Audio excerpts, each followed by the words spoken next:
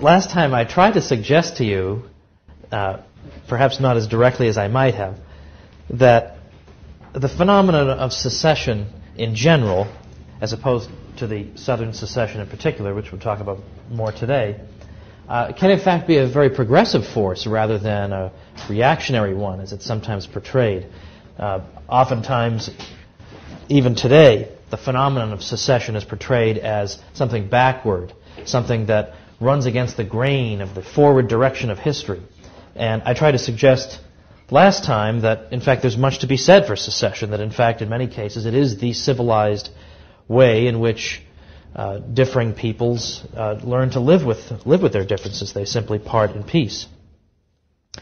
Well, this week it will be a little bit of a continuation of last week, and it will consist primarily of raising some, we might call, forbidden questions here, because I specialize in that.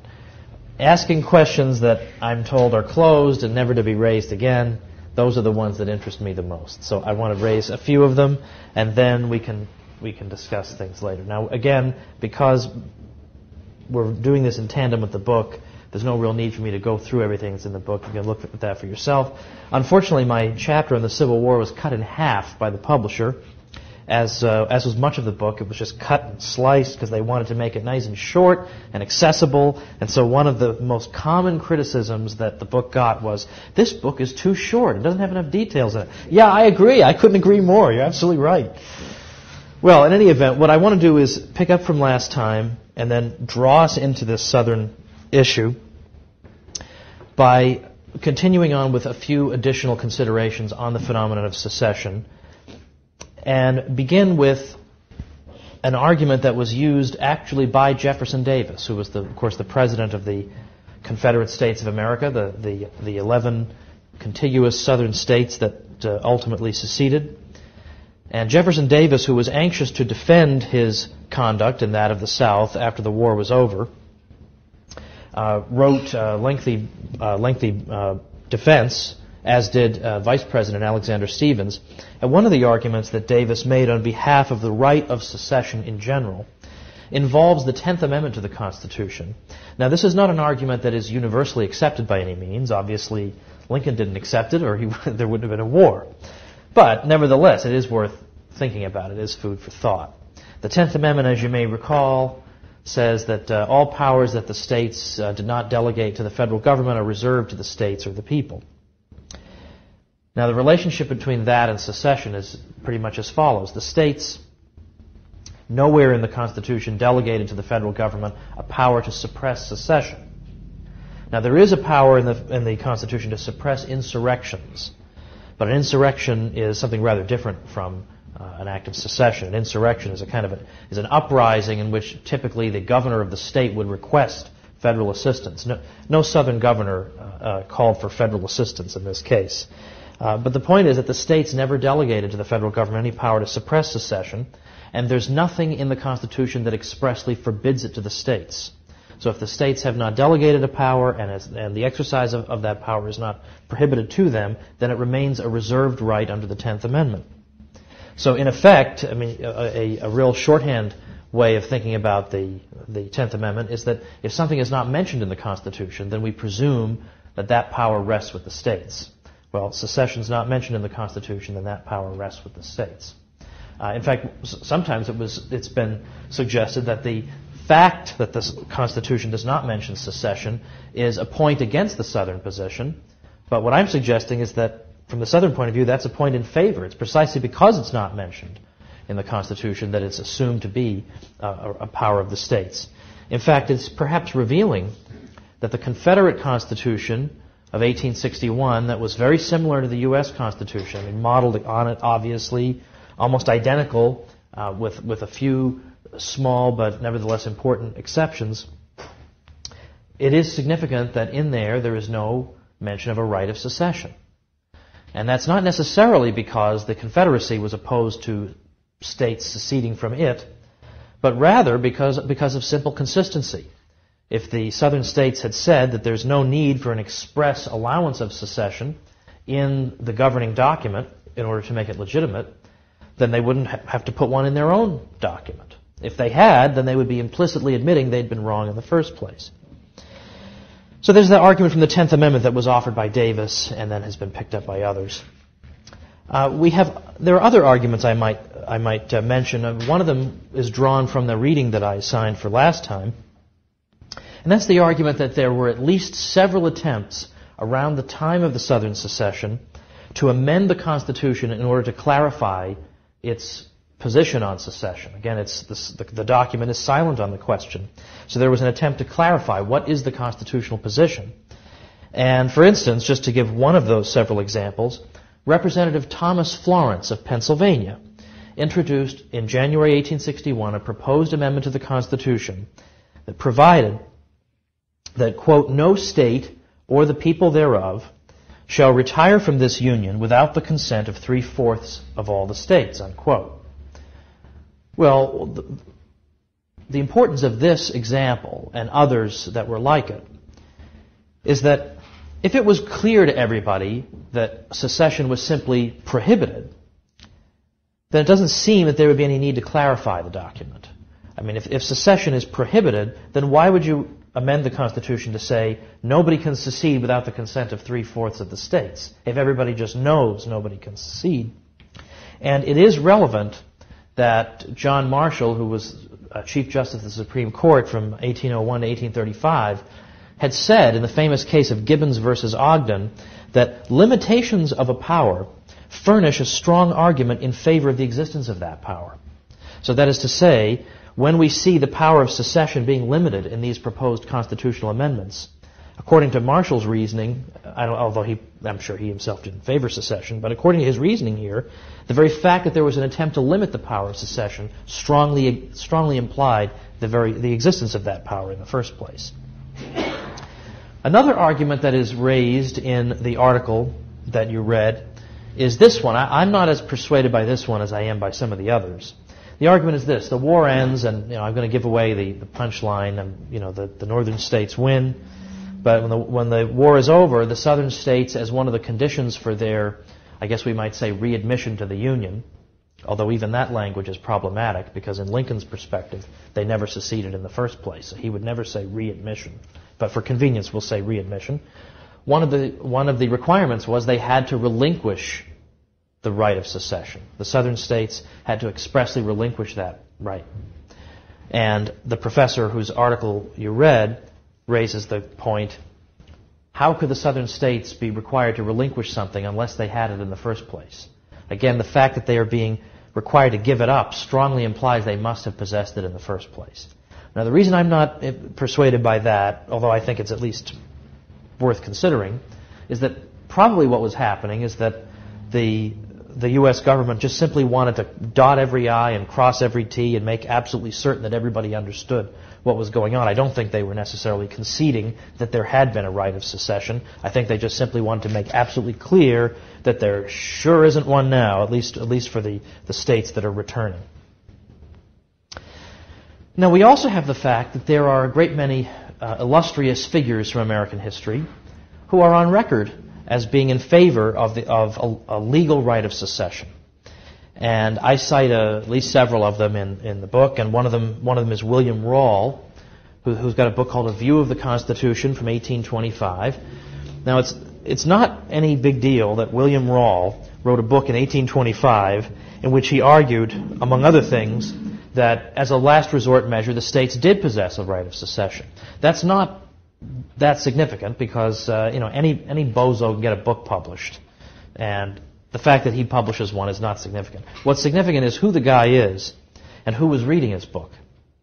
Rawle was not known for being a supporter of the rights of the states. He was a so-called capital F Federalist. He was a supporter of a strong central government. So you would not expect him to favor a right of secession, but yet he concedes in his book that, in fact, one exists.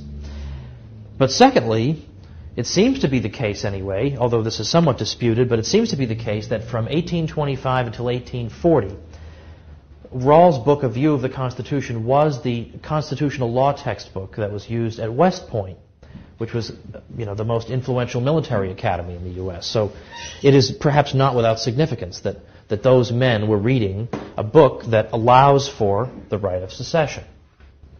There are still others. There's Thomas Jefferson. I love driving people crazy with this. There's one particular person, I won't mention his name, who's constantly disputing with me the idea that Jefferson favored secession. But he said it repeatedly. I mean, like throughout his career, he said it repeatedly that although he didn't necessarily favor it at any given time, he did believe that as a last resort, again, it could be done. I mean, he said in one of his inaugural addresses that the time for separation has not yet come. He doesn't say that there is no such thing as separation. He also said that if it should turn out that for matters of practicality or whatever reason that it's better that we be 2 or 3 confederacies, then let it be so. There's no point in making an idol out of the Union and waving incense before it. The Union is just a practical arrangement. It's not a god. We have William Lloyd Garrison. Now, Garrison, remember, I mentioned, 2 weeks ago, was the best-known abolitionist in America, probably. And I cited him as a mainstream abolitionist in the sense that he was somebody who he was against. He was dead set against the U.S. Constitution. And when I say he's a mainstream abolitionist, what I mean is that among abolitionists, they were all abolitionists per se are kind of extreme, but among them, he was in the mainstream in believing that the Constitution was very much to be criticized because it supported slavery. And I suggested when I gave the example of Lysander Spooner, who argued that the Constitution did not support slavery, there's actually an argument to be made along those lines. The point I want to make here is that Garrison, in fact, had long called for the secession of the northern states from the Union. In fact, his slogan was, "No union with slaveholders." And he required that members of the American Anti-Slavery Society, take a pledge that they would work toward the dissolution of the American Union. Now, this is very radical stuff, but Garrison's position was motivated by 2 factors. The first was that Garrison was a moral purist. He believed that he and all of the North were tainted with the sin of slavery by virtue of their association with the southern states and the fact that they had to go along with the fugitive slave clause. And he didn't want to be tainted that way. Let these sinners go in their own way. Let them go, and we're going to have our own country. But secondly, it was a more practical reason, not just idealism, but practicality motivated Garrison. His view was that if you have the northern states leave the Union, then they are no longer part of the United States, and therefore not obligated to return runaway slaves, because they're not under the same Constitution any longer. So slaves could run away up north, and there'd be no obligation to return them. And he believed that this would make the institution of slavery prohibitively expensive, particularly in the upper South, because the slaves would just run away, and it would basically be all but impossible to get them back. And that, in turn, would put pressure on slavery in the ever lower South, down to the deep South, and he believed that the whole institution would ultimately collapse. And I cite at the end of the Civil War chapter that, in fact, something sort of like this is exactly what happened in Brazil, where there was a part of the country where slavery had been abolished and there was no legal recognition of the institution. So the slaves fled there, nobody could get them, and the institution collapsed peacefully. So peaceful resolution of the slave question, Garrison believed could be brought about through secession. Interesting. It's worth noting, by the way, that a lot of the most conservative Southerners, planters who felt like they had a lot to lose, tended to be the least in favor of secession, precisely for this reason. It was going into the unknown. Who knows what could happen to slavery in these new circumstances or in the turbulence that could follow secession? At least in 1860, at least they had the Supreme Court on their side. They had the Dred Scott decision. They had a lot of things going for them. The prospect of secession was really unclear what it would lead to. We also have Alexis de Tocqueville, who's significant because he is far and away the most perceptive foreign observer of the United States ever. I mean, his book, Democracy in America, which came out in the 1830s, has pretty much, as far as I know, has never been out of print. And, that's pretty good. I mean, given that most books, you look in the remainder bin 3 years down the road, and there they are for $2.99, it's pretty significant that Tocqueville's book stays in print because he was a Frenchman, he was viewed as being the most knowledgeable and insightful observer of American affairs. What did Tocqueville say about this subject? He said, "The Union was formed by the voluntary agreement of the states, and these, in uniting together, have not forfeited their sovereignty, nor have they been reduced to the condition of one and the same people." Exactly what I argued last week. "If one of the states chose to withdraw its name from the contract, it would be difficult to disprove its right of doing so."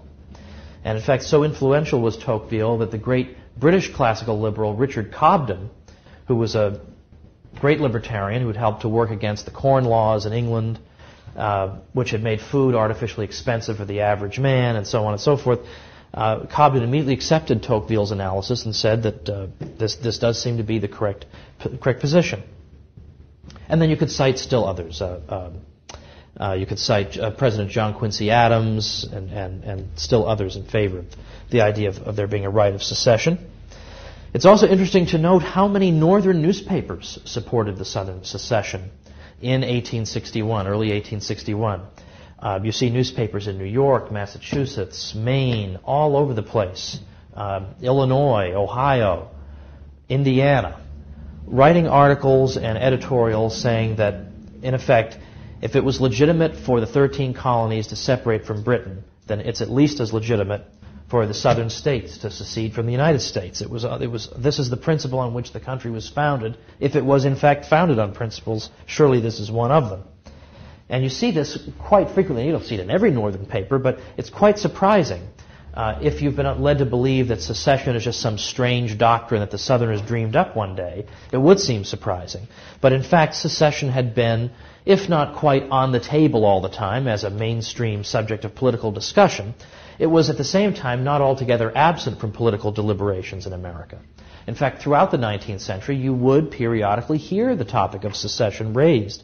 I mentioned in one of our discussion sessions a few weeks ago that, in fact, in just a matter of about 11 years, the New England states, or some parts of them at least, threatened to secede at least 3 times in just a matter of 11 years. In 1803 and 4, you see movements in that direction in New England because they were against the Louisiana Purchase, which, among other things, they believe is going to dilute the influence of New England in the Union.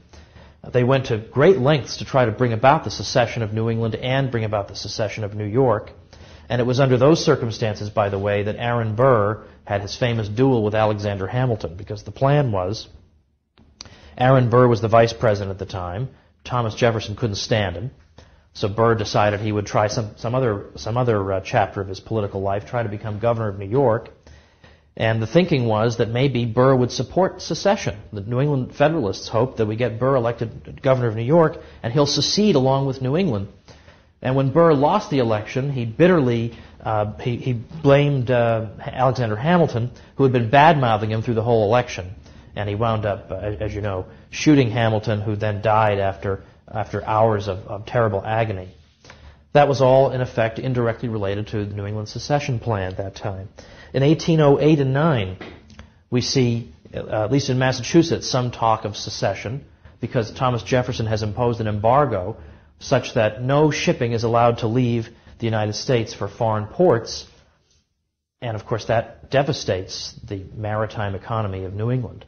And so they threaten secession again. Finally, at the end of the War of 1812, we have the Hartford Convention, at which secession is threatened again, at least implicitly. New England states are dead set against the war, and they began making demands of the federal government that New England's interests need to be better protected in this union. For one thing, we need to require that there be a 2/3 majority when there is a declaration of war forthcoming from Congress. See, today you don't have to worry about that. There are no declarations of war anymore, but in those days they had them. And so the requirement that the New Englanders wanted was that from now on we should require 2/3 majority to make sure that the country really is behind a war before we get involved in it. Or they wanted to require that no president could serve 2 consecutive terms. Or no president in 2 consecutive terms could be from the same state. Now, this is all directed at Virginia, because if you know the history of the presidents, Jefferson is from Virginia, and he was president for 2 terms. And then Madison is from Virginia, was president for 2 terms by the time of the Hartford Convention in 1814. And little did they know that then it would be James Monroe for 2 terms, also from Virginia. It would be very difficult to stop this. But that's what they try to do. Is that we're sick and tired of these Virginian presidents. They don't know anything about New England interests. And so we need to amend the Constitution in these and other ways. And the strong implication was that if these amendments do not in fact pass, then we need to consider secession. Because they said, then we will meet again, this time in Boston next year, and see what our options are. And everyone understood that to mean that it was an implied threat of secession. Well, in fact, the war ended right around the same time as the Hartford Convention. In fact, as New Englanders were heading down to Washington with their list of demands and proposed constitutional amendments, they got word that the peace treaty, the Treaty of Ghent, had been signed and the war was over. And now, all of a sudden, attention began to shift to them in the rest of the country. People began asking, were you actually plotting or threatening secession in the middle of a war? The country is at war, and you're sitting around plotting secession. And, in effect, the Federalist Party, which was the dominant political party in New England, was completely destroyed by this. They were viewed as being unpatriotic, even treasonous. And interestingly, by the way, that happens to be, at least in large part, the reason that during the Mexican War in the late 1840s, that the Whig Party, which wasn't necessarily gung-ho about the war, nevertheless, they waved the flag and went along with it, because they saw what happened if you're ostentatiously anti-war. Your whole party can just be blown to smithereens. But these are examples of secession or threats of secession. In 1798, as I indicated in a previous week, Thomas Jefferson's friend John Taylor argued that Virginia should secede because of the Alien and Sedition Acts. And we might cite other examples. There were murmurings of Massachusetts secession over the admission of Texas into the Union as a slave state in the 1840s. So it's not as if this just comes out of nowhere. A bunch of crazies think it up in 1860 and 61. It's a part of the American political conversation. Okay, good. It's also worth noting, I think, one final point along these lines is that when you consult soldiers' diaries and letters, it's interesting to see how they themselves conceive of the war. And this is useful because you can only learn so much from what official political sources say, a Senate resolution or a presidential speech. That doesn't necessarily get to the heart of what the average person is thinking. Well, what was the average person thinking? Well, thankfully, we don't have to speculate wildly on this, because there's a whole book that's been written. It was written about 10 years ago by James McPherson. Wrote a book called For Cause and Comrades. It was originally, in the manuscript version, it was called What They Fought For, which is easier to understand, I think. But I guess the answer is the title he came up with, For Cause and Comrades. And what's interesting is that you see the 2 different competing understandings of the American Union contained in Northern as versus Southern soldiers' letters. For one thing, we do notice that in most of these letters, we see patriotic motives cited as to why they're fighting. We don't see acknowledgement that they're fighting for or against slavery, but rather they're fighting for something that is dear to them because it's an important principle that is worth fighting for. But what is that principle in each case? In the Northern case, the principle is that we are fighting for what our ancestors gave us, which is this great union of states. The Southern soldier typically is arguing, we are fighting for what our ancestors gave us, which is the right and principle of self-government. Well, in a nutshell, really both of those things came from our ancestors. But in a way, you can see that nationalist versus compact theory right there. The Northern soldier arguing that the fundamental thing about the United States is that it's one. It's fundamentally one thing. And the Southern contention that, no, the United States is fundamentally a plural thing. It consists of individual states with their own rights of self-government, and I'm fighting to vindicate that. Those 2 views that we've seen throughout the 19th century up to that point, they are right there on the battlefield. All right, now a few other little things I'd like to say, and then we'll have our adjournment. I sure wish that I had some water, but that's okay. That's quite all right. It's quite all right. Make me enjoy it all the more when we actually get it. One of the Pardon me? Yeah, thanks. Thanks. That's right. One of the scholars who's associated with the Institute as an adjunct scholar is Thomas DiLorenzo, who's a professor at Loyola College in Maryland. He writes a book. It seems like he's writing in his sleep while he's eating. I don't see how he's as productive as he is, but he has a book out, a new book on Lincoln. He's got 2 books on Lincoln that have been controversial. He's got a brand new one that's just out. I would say it's been out for a month at most, called Lincoln Unmasked. And I want to make reference to a couple of the points that he makes in that book, because I think they are serious points. These aren't just trivial pot shots that he's taking, and unfair or silly. These are serious arguments that are typically not raised, but I think need to be raised. Now, what I mentioned last time in the discussion was that the idea of a modern state is such that there is one sovereign voice and there is no other competing jurisdiction that is equal to that sovereign voice. Everything is subordinate to that one overriding sovereignty. And I said that this is the modern political idea, and it was not a pre-modern idea. That in the Middle Ages and into the early modern period, there was another way of organizing political life where you had a series of layers in society. You've got this jurisdiction, that jurisdiction, you've got states, you've got institutions with liberties that cannot be trampled. Whereas today, pretty much throughout the Western world, you have a single flat plane. And in fact, I think the European Union is trying to do that to all the countries too. Make that a great big flat plane where there are no competing jurisdictions. And I think this idea then becomes taken to the nth degree by people like the great totalitarians of the 20th century, like Stalin and Hitler. And I don't mean to say that if you don't agree with me, then you basically agree with Hitler and you want to put people in concentration camps, so that would be unfair. I am not suggesting that, but I am suggesting that it is interesting to know sometimes what Hitler thought about something. And now Hitler, I'm sure, had some good ideas. Like I'm sure he believed that people should breathe and eat food and listen to the radio. So I mean, it doesn't necessarily prove anything, but I don't think I would want to be on Hitler's side if I could avoid it on most issues. Well, it's interesting to note that if you read Mein Kampf, which is this Hitler's ponderous book that he wrote in the 1920s.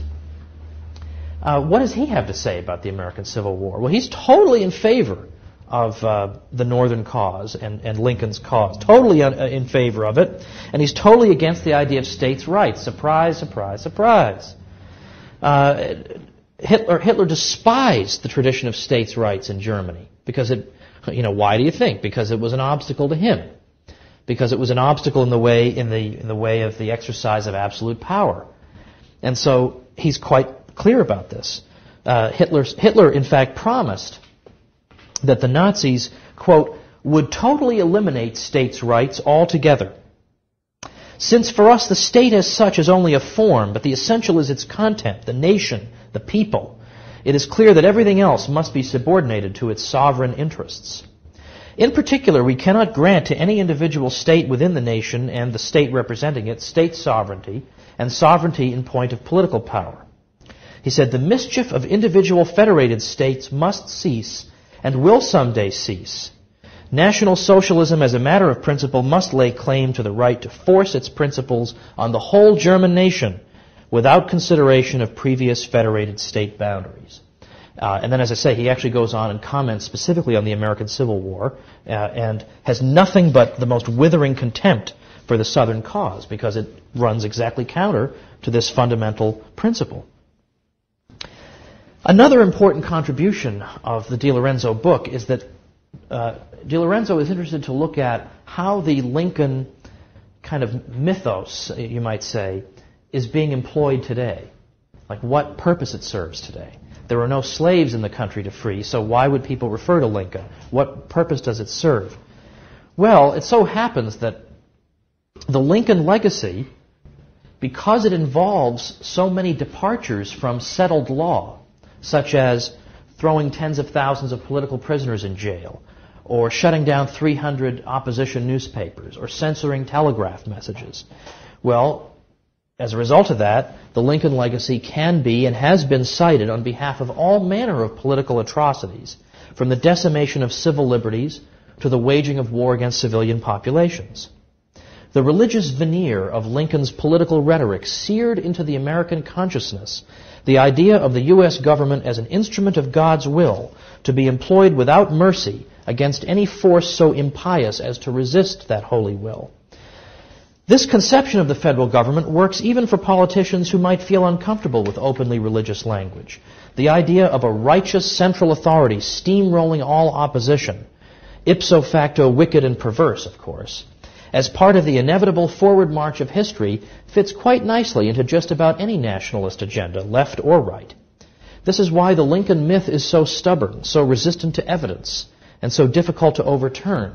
The entire American political class has a vested interest in its preservation. Eric Foner, the Marxist professor of history who has spent much of his career at my old alma mater, Columbia University, has even cited Lincoln on behalf of the preservation of the Soviet Union. In February 1991, in an article called Lincoln's Lesson that Foner wrote for The Nation magazine, he denounced the secession movements in Latvia, Lithuania, and Estonia on Lincolnian grounds and called upon Gorbachev to suppress them with the same ruthlessness that Lincoln showed the South. According to Foner, quote, no leader of a powerful nation should tolerate the dismemberment of the Soviet Union. And he said, the Civil War was a central step in the consolidation of national authority in the United States. The Union, Lincoln passionately believed, was a permanent government. Gorbachev would surely agree. Well, for all the talk about slavery, there it is in a nutshell. The Civil War and Lincoln's legacy involved the violent suppression of independence, exactly what Foner wanted to see in the Soviet Union. I mean, what better condemnation could we ask for than that? Now, again, I refer you to some of the violations of civil liberties that are at least briefly referred to in the book, and it's important to remember these, and it's important not to say, well, Lincoln had to do this, and well, what else is he going to do? Of course, he had to throw people in jail and this and that.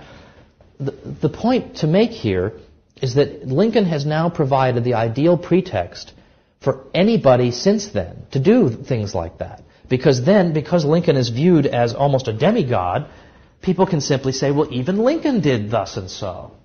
So how can you object? Even Lincoln censored the telegraph messages. Even Lincoln suspended the writ of habeas corpus. So how can you object to it? So in fact, when over the past year the controversy involving wiretapping developed, it was just only a matter of time. You had to just sit not too long to wait for the even Lincoln did it crowd to start making their arguments. And sure enough, Republican Party loyalists began making precisely this argument. Well, how can you object to what George W. Bush is doing? Even Lincoln did this. And so there it is. That's why they love him. They love him. It's a pretext for everything. Now, the DiLorenzo, incidentally, raises a good and useful response to that. It's okay because even Lincoln did it and it's wartime and you got to do what you got to do argument. He quotes Supreme Court Justice David Davis, who was a personal friend of Lincoln, from the 1866 case Ex parte Milligan, in which he wrote, the Constitution of the United States is a law for rulers and people, equally in war and peace, and covers with the shield of its protection all classes of men at all times and under all circumstances. No doctrine involving more pernicious consequences was ever invented by the wit of man than that any of its provisions can be suspended during any of the great exigencies of government, unquote. And in fact, if it were the case that government were simply to be given carte blanche during wartime to act as it wished, all that would be necessary to whittle away the people's liberties would be to concoct or even provoke an endless series of crises. Now, pointing all this out does not make you a neo-Confederate, whatever that means. The Confederate government also was too big and countenanced or promoted intolerable enormities.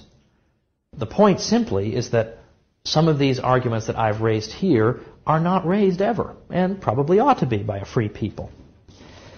And yet, it is understandable that the issue of slavery still lingers in the back of our minds, that for all this, after all, slavery was ended. I did try to address that point to some degree last time about the nature of the modern state and the bad things it gets up to as well as the good things.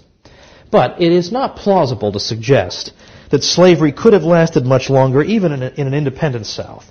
with slavery being abolished everywhere, the Confederacy would have been an international pariah, and it is unreasonable to suppose that it could have long withstood the inevitable and overwhelming international moral pressure to which its isolated position would have exposed it. And according to Jeff Hummel, who wrote a highly acclaimed book called Emancipating Slaves, Enslaving Free Men, the fact that emancipation overwhelmed such entrenched plantation economies as Cuba and Brazil suggests that slavery was politically moribund anyway. Slavery was doomed politically even if Lincoln had permitted the small Gulf Coast Confederacy to depart in peace. The Republican-controlled Congress would have been able to work toward emancipation within the border states where slavery was already declining. In due course, the radicals could have repealed the Fugitive Slave Law of 1850. With chattels fleeing across the border and raising slavery's enforcement costs, the peculiar institution's destruction within an independent cotton South was inevitable.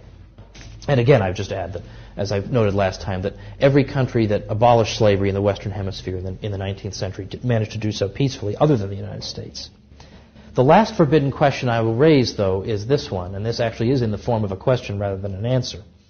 And that involves trying to think about the alternate universe in which the South had peacefully seceded. What would have happened? And I think there is something that's worth thinking about. Suppose, for instance, World War I comes along. Now, what would have happened? Would both countries, would both the Confederate States of America and the U.S., would they both have intervened in World War I? I think that's doubtful. Maybe neither one of them would have intervened in World War I.